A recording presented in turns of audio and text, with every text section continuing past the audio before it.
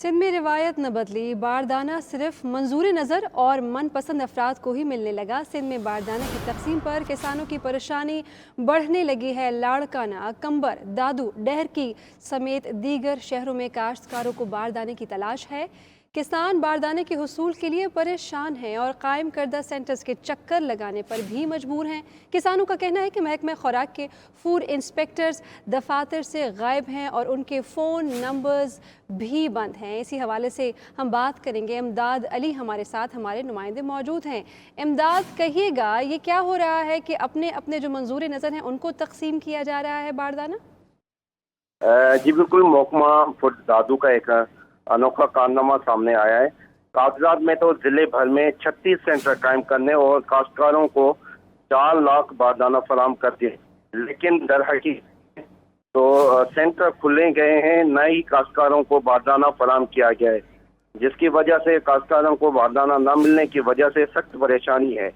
इस हवाले से काश्तकारों ने हमारे से बात हुई तो उन्होंने बताया कि गंदम की कटाई तो काफ़ी दिन हो गई है, ना तो उन्हें बारदाना दिया गया है और ना ही सरकारी सेंटर खोले गए हैं, जिसके बाद उनका गंदम खुले आसमान तले खराब हो गया है और बारिश की वजह से उन्हें नुकसान का खदशा है। दूसरी जानब से महकमा फूड की दफ्तर में फूड इंस्पेक्टर भी मुसलसल गैर हाजिर है, जबकि उनके फोन भी मौक़िफ़ जाने की कोशिश की तो उनका मोबाइल मुसलसल बंद है, जिसकी वजह से महकमा फूड के अमलदार भी कोई मौक़िफ़ सामने नहीं आया। जब हमारी बात हुई है इनके काश्तकारों को, उनका कहना है कि काफ़ी मरतबा हमने ज़िला इंतज़ामिया को, महकमा फूड को हमने दरखास्तें भी दी है कि हमें। इमदाद, साथ में ये बता दीजिएगा कि आप इस खबर को रिपोर्ट कर रहे हैं तो आपकी किसानों से कोई बातचीत हुई होगी। जब फ़ोन नहीं उठा रहे हैं फूड इंस्पेक्टर्स और ड्यूटी पर भी वो मौजूद नहीं है, तो फिर क्या सोचा है उन्होंने, कैसे इस मसले को हल करेंगे? ऐसे तो ढेर सारी गंदम है जो बाहर पड़ी ख़राब हो जाएगी। जी बिल्कुल,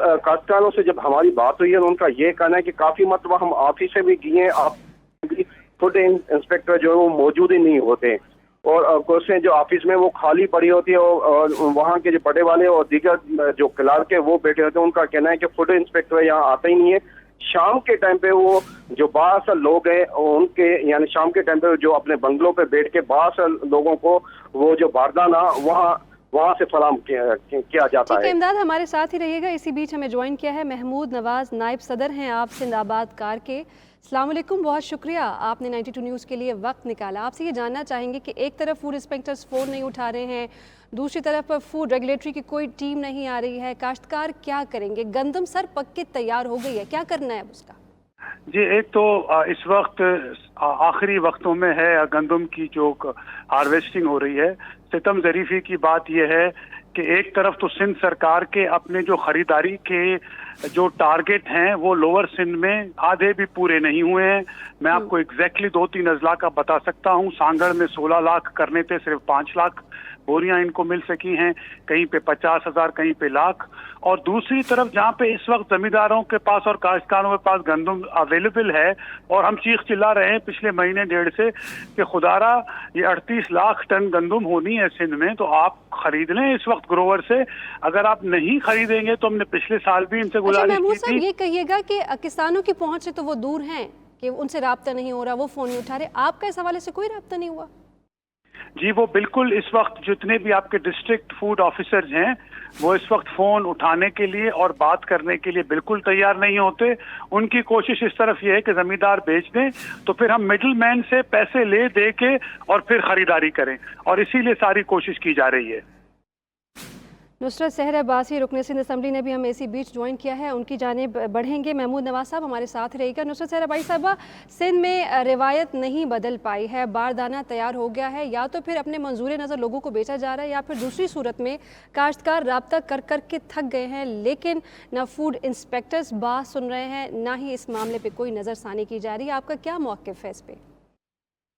बहुत शुक्रिया जनाब। जैसा कि आप हमेशा 92 इसी तरह के सिंध के जो गरीब अवाम है उनके इश्यूज को इसी तरह हाईलाइट करते रहते हैं, तो ये एक बहुत बड़ा मसला है, बहुत बड़ा मसला है, खास तौर पर सिंध के किसानों का, क्योंकि सिंध में जो ज़राअत है वो सबसे ज़्यादा, आपको पता है कि 70% ज़राअत पर हमारा ये सूबा मुनहसिर करता है और सबसे ज़्यादा जुल्म यहीं सिंध में किया जाता है।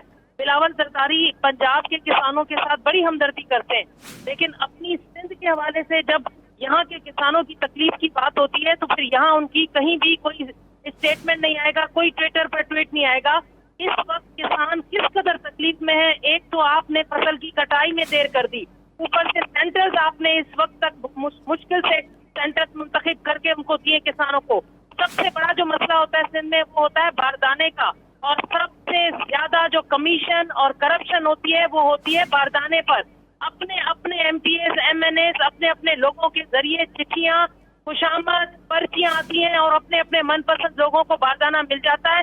وہ غریب کسان جو بیچارہ اس آسرے میں ہوتا ہے کہ باردانہ ملے گا تو میں اس میں اناج ڈال کے اور وہ بیچوں گا یا وہ میرا باہر اس کا میرا زندگی کا سلسلہ شروع ہوگا، اس پر سب سے زیادہ کرپشن ہو کر لوٹ مار۔ نشرت صاحبہ کیا لگتا ہے آپ کو، کیا حل ہے اس بات کا؟ یا تو پھر اپنے یہ جو مخیر حضرات ہیں صرف اپنے من پسند لوگوں میں تقسیم کریں، یا دوسری صورت میں کسانوں کے پاس یہ آپشن رہ گیا ہے کہ وہ لوکل مارکیٹس میں سستے داموں یہ دانہ بیچیں گے، جبکہ آپ یہ جانتی ہیں کہ کئی ماہ لگ جاتے ہیں، بڑے خواب ہوتے ہیں کسانوں کے فصلوں کے ساتھ، کاشتکاری کے ساتھ۔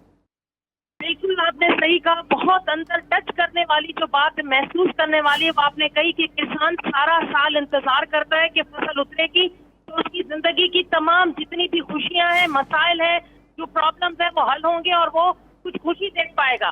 یہ شاید ان کے جو ہمارے حکمران ہیں وہ یہ دیکھنا ہی پسند نہیں کرتے کہ کسان جو ہے وہ خوشحال ہو۔ یہی وجہ ہے کہ یہ باردانوں کا یہ سلسلہ، یقین مانے اس میں اس قدر کرپشن ہے کہ میں آپ کا بہت شکر گزار ہوں کہ 92 کو اٹھا رہا ہے۔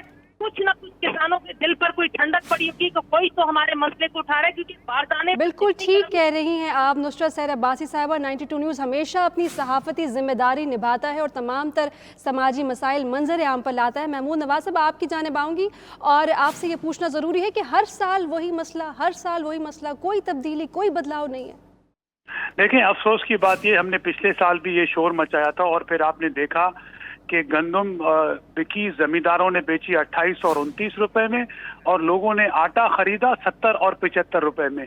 آج بھی کراچی میں آٹا کافی علاقوں میں 75 اور 70 روپے کا بک رہا ہے، اور زمینداروں سے پورے سندھ میں گندم 32 اور 33 روپے میں کھلے عام خریدی جا رہی ہے۔